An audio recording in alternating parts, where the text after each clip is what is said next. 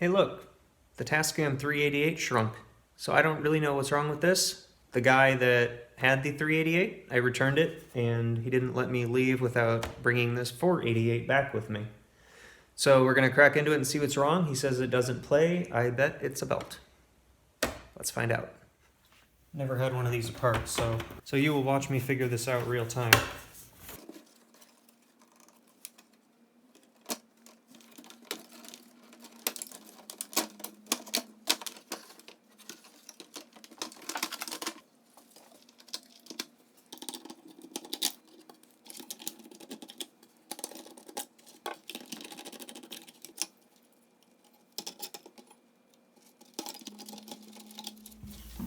Okay, the belt is bad,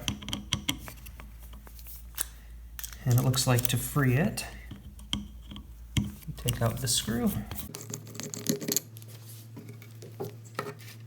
and these two.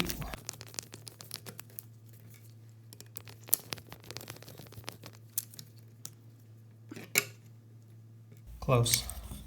Although, that's probably enough. It looks like it's going to be like my Sony cassette deck, where you can kind of sneak it out. Okay.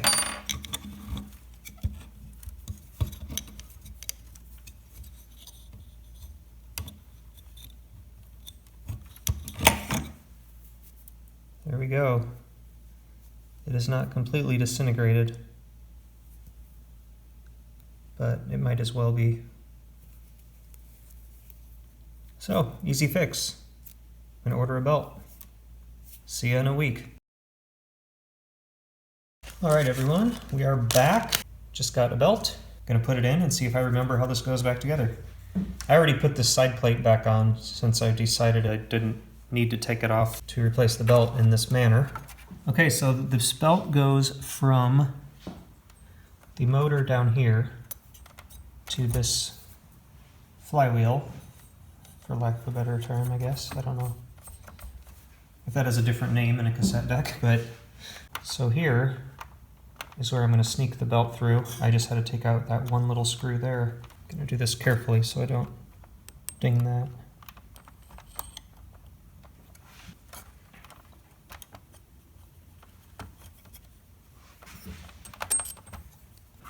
This piece of plastic goes all the way through.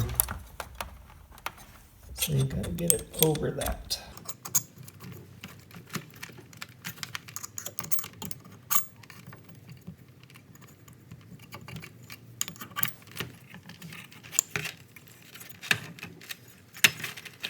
So far the hardest part of this job has just been positioning everything. I could unplug all these wires, I guess, but that would be easier if I left them. Maybe I was wrong.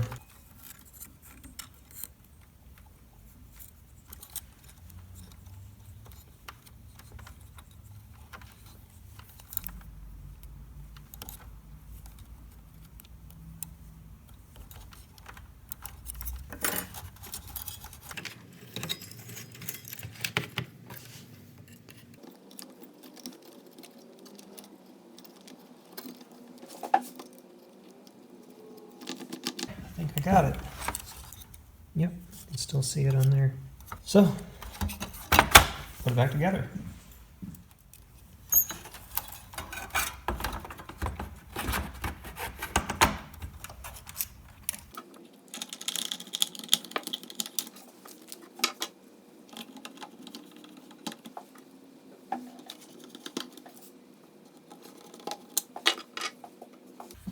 Okay, and I have already blown this out with compressed air. It wasn't too dirty, but there's, just a little bit of fuzz, as you'll get. I am going to clean off this display. It's a little dusty, and it's a lot easier to do now. So once it's together, it's completely captured in there.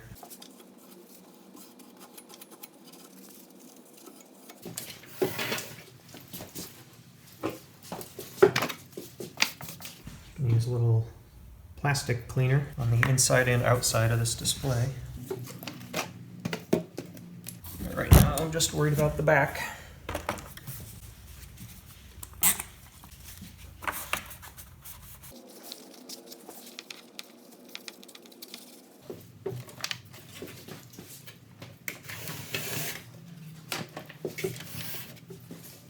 Now let's see if I can get all these plugs back in the right place.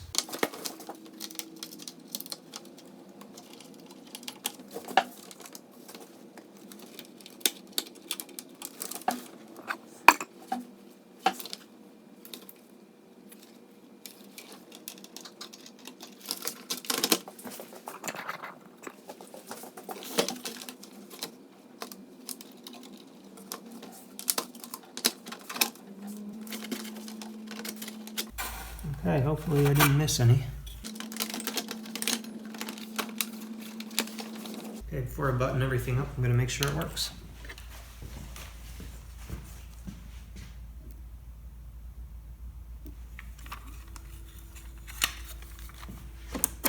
And just like the 388, I don't have a tape that's been recorded on that machine. I just have a regular tape. So shout out to another one of my favorite bands.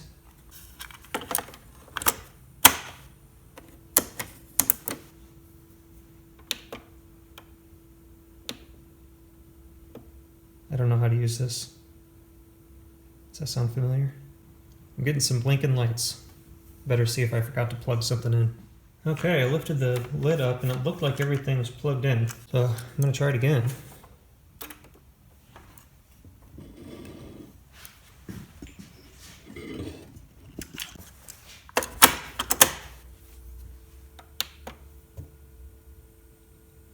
It's not a good sign.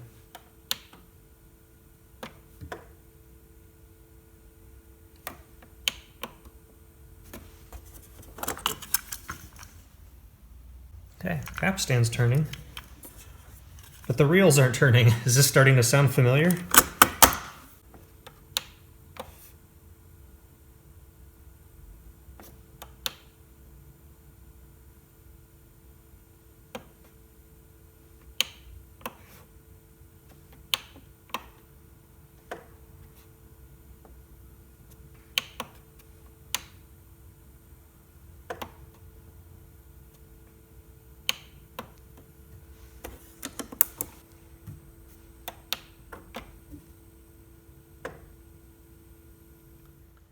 Well, at the risk of making you think you stumbled into the last video series, I assure you this is a different project, but I'm working on a Tascam 8-track recorder which has a spinning capstan and no moving reels, and I've downloaded some schematics off the internet and they're largely illegible. Deja vu! I'm still working under the assumption that I've just done something stupid and haven't plugged something in and there's like a wire hiding somewhere that needs to be plugged in and I forgot to do that. So I'm going to watch back my footage and make sure I didn't, forget something silly. I'm hoping that's still all it is, and the next video will just be me saying, hey, look, this was dumb, this is what I did, don't make the same mistake I did. But there is a chance that something in here is broken, and it's going to be the start of another fun journey. So this, I hope, should be a little bit easier because, like the cassette mechanism, it's all just its own unit. I don't have individual tensioners and all this garbage. It's just kind of like, I kind of trust that is working. But there are some funky little controllers over here that drive the motors. Yeah, definitely deja vu. This is all way too familiar, but I love this stuff. So as long as I got something to think about, I'm happy. So we'll see you in the next one. Bye.